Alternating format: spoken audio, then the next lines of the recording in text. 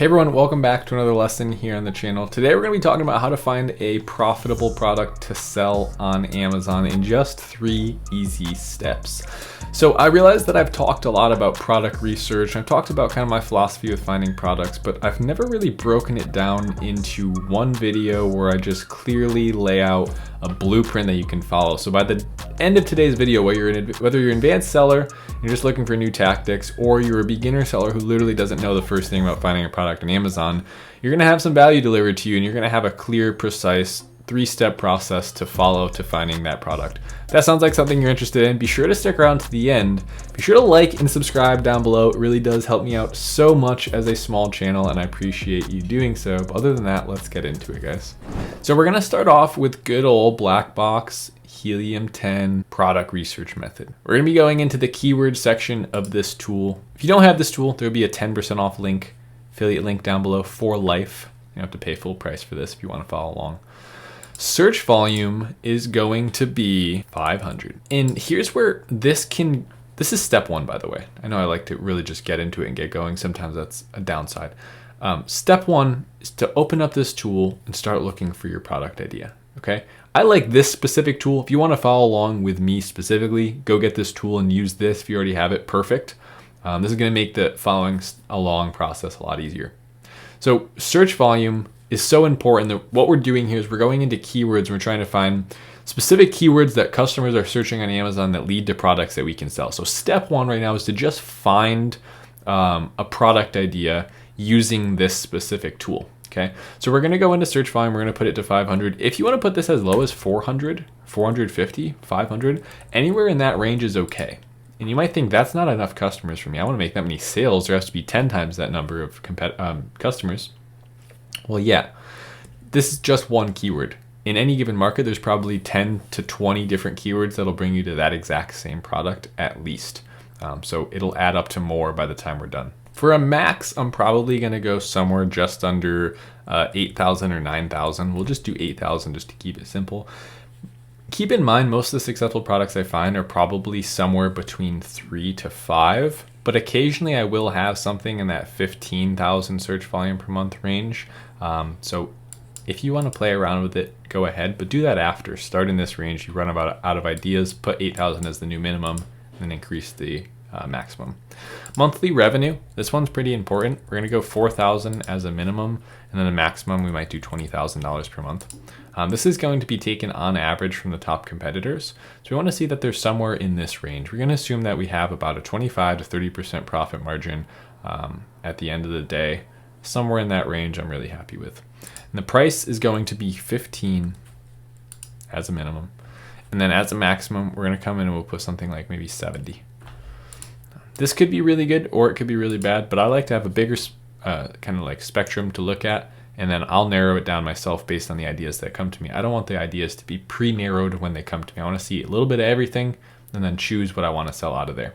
Review count maximum. Now, big problem people make is they set this way too low. I'm gonna do like 400 for this. Set it too low, the averages of the market will have some irrelevant data in there. So it'll start skewing the average upward. One listing with 6,000 reviews could take, an average of 50 and crank that up to several hundred. So with that being said, we need to go now select a category. Now this is just step 1, guys. So if you already know this, don't think that this is the point of the video. We're gonna be walking through 3 different steps. One of the most important ones probably will come last. But stick around, do it in order, do it the right way.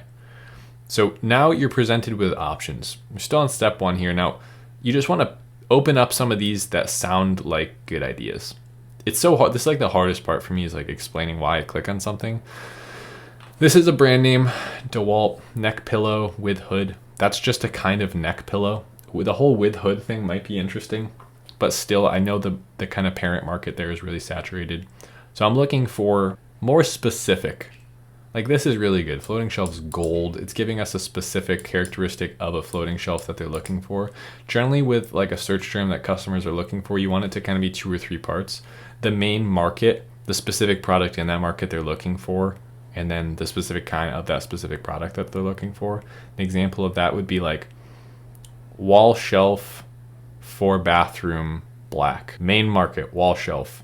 Subcategory, for bathroom, what specifically about that subcategory, subproduct do they want? They want it to be black. Those are some of the best ones. So maybe I just came up with a new way of teaching this. That's kind of what you should be looking for. That's actually a really good point. When you're clicking on things, there we go. See, we solved it. We solved it. We're done. For the rest of my life, I'll now know how to explain this. You're witnessing history being made before your eyes. So we're going to look for a specific market, specific product in that market, and then what specifically about that product. Glass replacement. Again, these are just too broad, right? They're just too broad. Reflective rain gear, Cricut. That's a brand. Board holder. Acrylic box frame. So we're looking for a frame. Acrylic could be seen as like kind of the broader market. Acrylic box. We'll check that one out. So all you have to do is just go view on Amazon. I opened it in a new tab. That's why we didn't go there right away. But a wall decor, seeds, seed beads for jewelry making. I don't know what a seed bead is, so we'll open that up. If you don't know what it is, it's also another good sign. But again, we have a specific thing. It's like seed beads for jewelry making. It's a specific thing in this specific market for doing a specific task. Those are generally the best ideas. We'll come through, we'll go. So what I would kind of encourage you to do as a homework assignment, go and do this and pull up 10 different ideas. Just open them up all in different tabs and then come to step 2. We're gonna move to step 2 now, just for the sake of time on the video.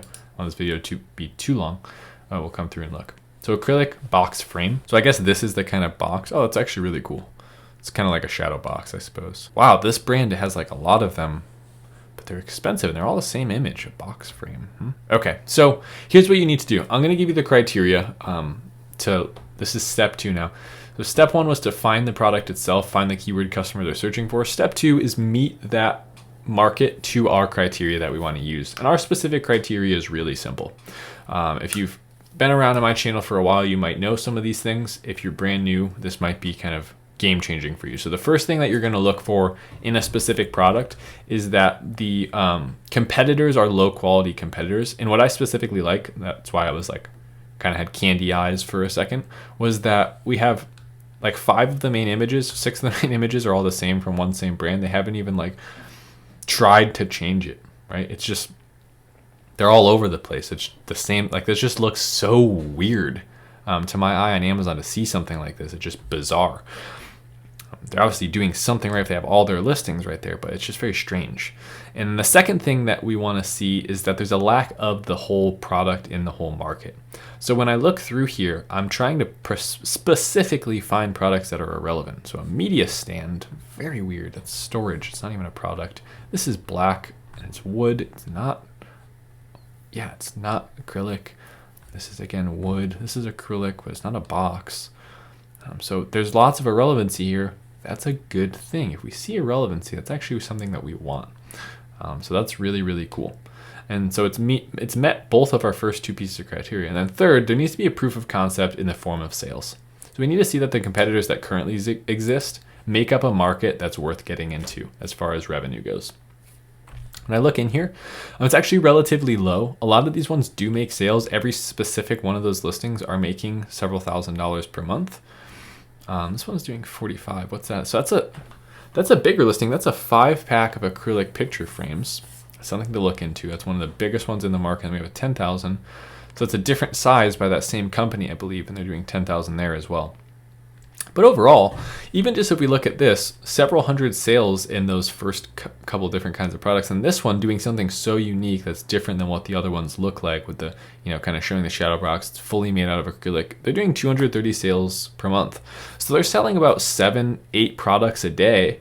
And if they're selling those products at $18 at a 30-40% net margin, they could be making, $50 a day or something selling this product. So it's not a huge win.